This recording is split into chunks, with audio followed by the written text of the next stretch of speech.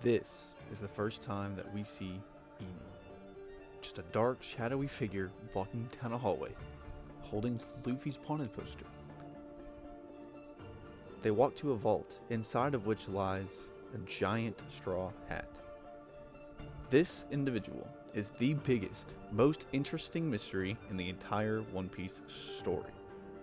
Why are they always shrouded in black? Why do the five elders, the people labeled as the highest authority in the world, bow to them? And most of all, why do they sit on the empty throne? While I don't claim to have all those answers, I do have a small theory on who Imu is. Or, more appropriately, what Imu is.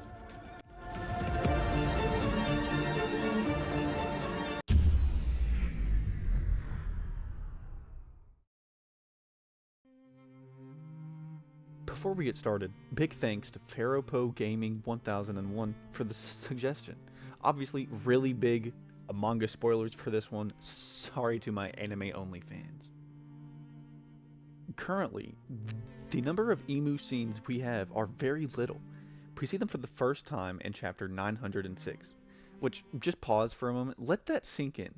The presumably main antagonist, big bad villain of the whole series, was introduced in chapter 906. Insane moves, Oda. The next time we see them, they are standing over chopped up images of Luffy, Shirahoshi, and Blackbeard. However, they're holding a picture of Vivi in their hands. Let's analyze this scene for just a moment to pick apart what this means. Obviously, I think that Luffy is the easiest one to explain. He's eaten the sun god Nika fruit, and thus is the rebirth of Joy Boy, presumably Imu's old opponent. We've seen their reaction to Joy Boy's Haki when Emmett released the Haki field knot put there by Joy Boy. He keels over in pain and shock, almost like he's afraid of it. Additionally, when Saturn failed to put an end to Luffy, Imu immediately eased him into retirement, asking, "Why did you allow Joy Boy to escape?" Before turning him into absolutely nothing but ash and bone. A bit of an overreaction in my opinion. The next easiest one to explain is Shirahoshi, as she is the reincarnation of Poseidon, one of the three ancient weapons. We learn from Otohime that Poseidon and Joy Boy always exist at the same time, meaning back in the Void Century that also had to be the case. Joy Boy and Poseidon were probably friends, similar to Luffy and Shirahoshi today, and fought against Imu together. Vivi is probably the next easiest one to explain, but only with information that happened after this moment. A Nefeltari Cobra, Vivi's father, is granted an audience with the Gorosei. However, during the meeting, Imu takes the throne, marking Cobra's imminent demise. Imu is very interested in the letter from Queen Lily of Alabasta, because it was her mistake that caused the poneglyphs to be scattered all over the world. Imu asks Cobra to reveal the full name of the signer of the letter. Cobra, originally hesitant, does end up telling Imu the name of Nefertari D. Lily, meaning that he and Vivi also shared the D initial. Imu is seemingly shocked by this and immediately strikes Cobra, showing that they dislike the D initial and possibly have some connection to Lily. Additionally, Imu says later that they desire Vivi. Clearly there's something going on there.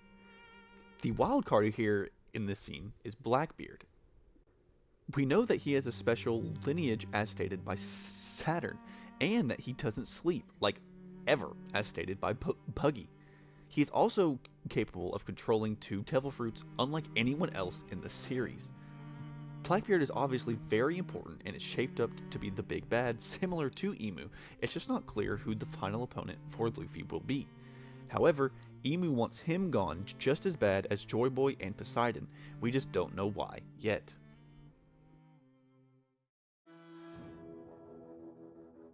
Next, I want to dive into Emus powers that we've seen within the story, specifically Elbaf.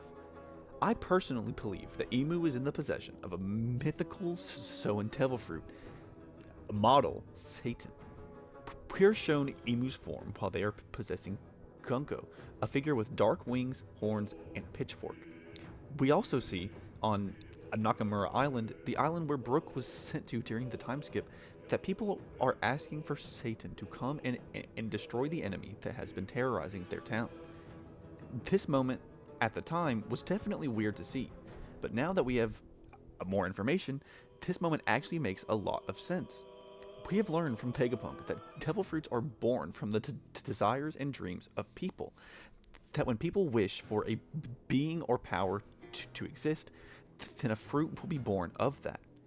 We also see in the Elbaf mural that the enslaved prayed and the sun god appeared. This moment was more than likely when the Nika fruit was created, thus creating the sun god Nika, and whoever ate it at the time was helping free these slaves. If this is the case, then it is believable that while the slaves prayed for the sun god, their captors, having been beaten by Nika, prayed for someone to reinstate their rule or to defeat Nika as the embodiment of freedom. Similarly to the people asking Satan to come on Nakamura Island. This in turn leads me to believe that Imu must have the opposing fruit born by the people who desired slavery and evil in the world, and thus that being is Satan.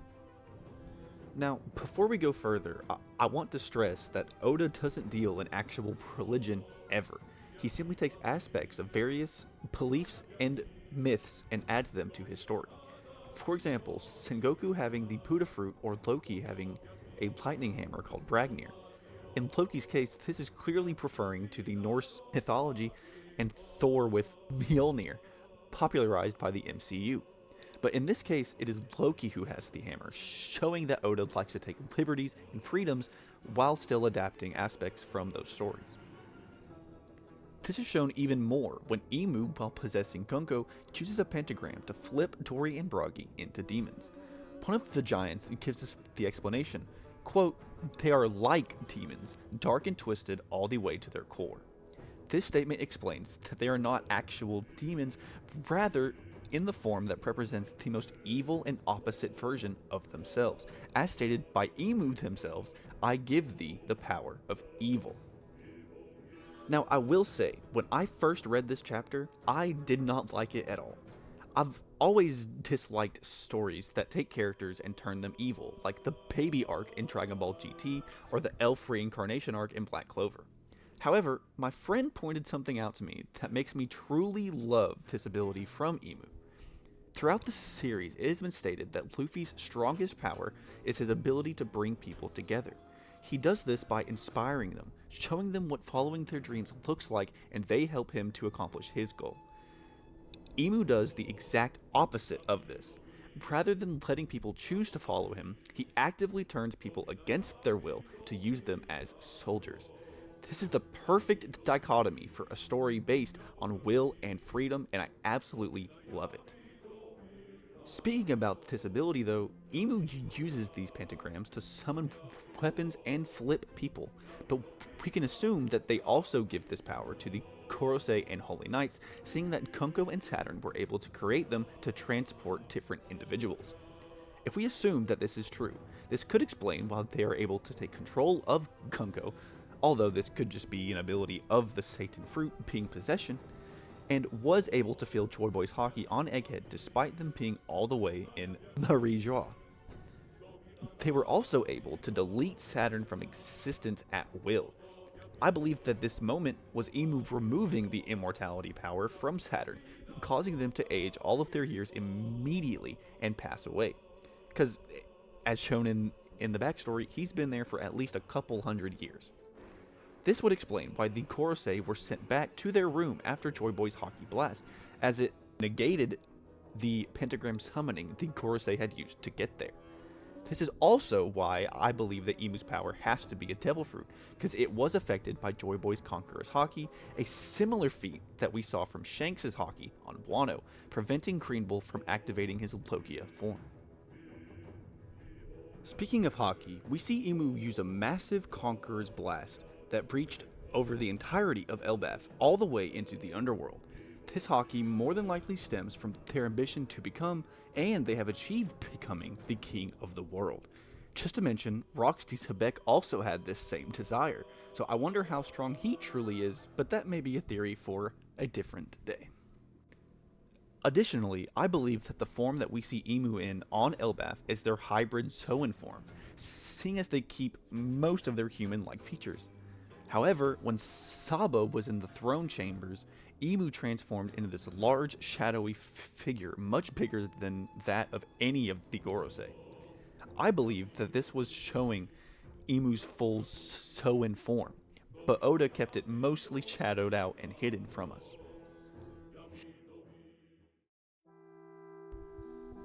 Additionally, Imu is probably a lot more like Luffy than we originally realized. He has always fought freely and creatively, and the Nika fruit only allows Luffy to do it more so, enabling him to be truly free during a fight. Imu is probably similar but in the exact opposite way, and they were a person who felt like they should rule and have authority over people, and eventually came into contact with the power that aligned with their will. This would also be similar to the Nika fruit, in that the Gorosei said that it was like the fruit was avoiding them, due to it having a will of its own. Imu's fruit was probably the same, but actively sought out the world government and Imu rather than got away from it. Very briefly though, I want to talk about a small theory I had regarding Imu's power. It is possible that Gunko is the only person that Imu can take control of due to some kind of covenant, as seen with the diabolical covenant on Tori and Bragi. If this is the case, I wonder if Imu's power is actually just the arrow fruit. We see Imu in the chamber strike Cobra and Sabo with arrows, similar to how Gunko attacked Loki. This could also explain how Imu is able to flip people, using the arrow's awakening to turn people into the opposite of themselves, similar to like an Uno reverse card. Just a small idea, don't know if it'll actually ever be answered, but I just wanted to mention it. While we're talking about Gunko though, I do want to talk about the small section of backstory that we get from her when Imu starts to take control of her. We see Gunko freeze up and ask, "What is this memory?" as she thinks back to a figure strikingly similar to Brook. She then thinks of another moment where a young girl is crying out for her father. In the next scene, we see Brook say the resemblance is uncanny, showing that this is more than likely Brook that we see in this small image. Gunko then starts trying to run towards the tied up Straw Hats, asking if one of their names is Brook, but is stopped in her tracks once Imu takes over. While it seems that this flashback is in relation to Gunko, she clearly asks, "What is this memory?" Meaning she either forgot it, perhaps in some form of brainwashing, or that this isn't her memory at all, and could potentially be Imu's. I stated earlier that Nakamura Island is the place Brook wound up after Kuma separated the Straw Hats. Originally, this didn't really mean anything to us, but now this could mean that he has some connection to Imu or Gunko. Brook stated in Thriller Bark that he was the leader of an assault convoy in a certain kingdom. More than likely, this is the place he was when this image takes place. So this could mean we get a second Brook backstory and we see the origins of Gunko, or maybe even part of Imu's story. We just don't know yet.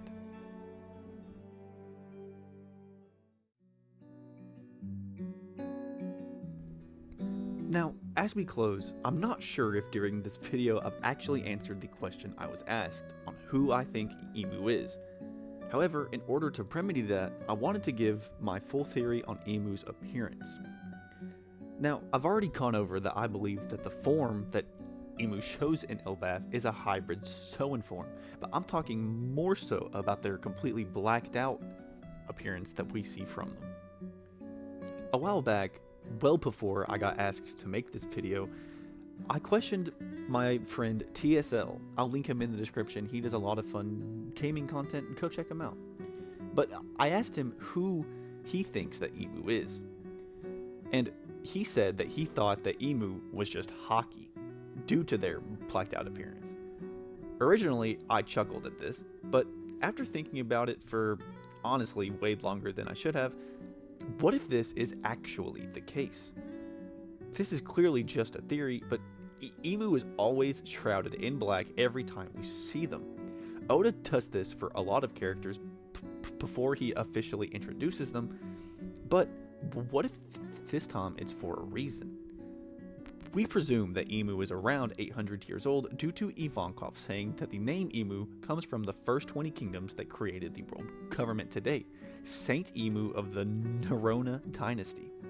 If this is true, then it is most likely that Imu received the eternal youth surgery that Law's Ope Ope no Mi can do, which Doflamingo sought the fruit for. We don't know entirely how it works, like whether or not the person stays the age they are when the surgery is performed, if they get younger, or if they still age but are unable to die. However, the Holy Knights and Korosei are also considered immortal, and we have seen them regenerate rapidly. While we get a small flashback to Saturn 200 years ago, he appears to be around the same age as he is now, but in the God Valley incident, we see Figerland Garling as a young man, but when we see him now, he's an older gentleman. We know that all the Holy Knights have this immortality ability. We've seen it from Sommers and Gunko, but would Garling not have had it back then? But if so, would he still age? We also don't know if the Ope Ope surgery is similar to the ability that they have at all. Those are just answers that we don't have. But, all assuming that you do still age a bit, Imu has lived over 800 years. Their body has probably long deteriorated away if they've kept aging. Thus, what if Imu is holding their body together with pure hockey, simply willing themselves to keep on living? That would explain their always blacked out appearance and could potentially explain their red eyes, seeing as Conqueror's hockey in the anime is usually shown as black lightning with red highlights. So to officially answer, I think that Imu is an immortal being born into the Nerona family 800 to 900 years ago, around the same time as Joy Boy, who has eaten the most evil devil fruit of them all, and has the greatest hockey in the show, using it to continue their reign on the world. They like power and control, and dislike anyone who stands in their way, namely people with the D initial and Poseidon, and they are the current king of the world. But if you made it this far into the video, I just wanted to say thank you so much, and once again, big thanks to Pharaoh Poe Gaming for the suggestion, and I hope that I was able to do it justice. If you at home have any ideas that you'd like to see me talk about, please leave them in the comments below. I will always take a look at them. But with that being said, my name is Hunt. Actually, it's my middle name, and thank you for watching.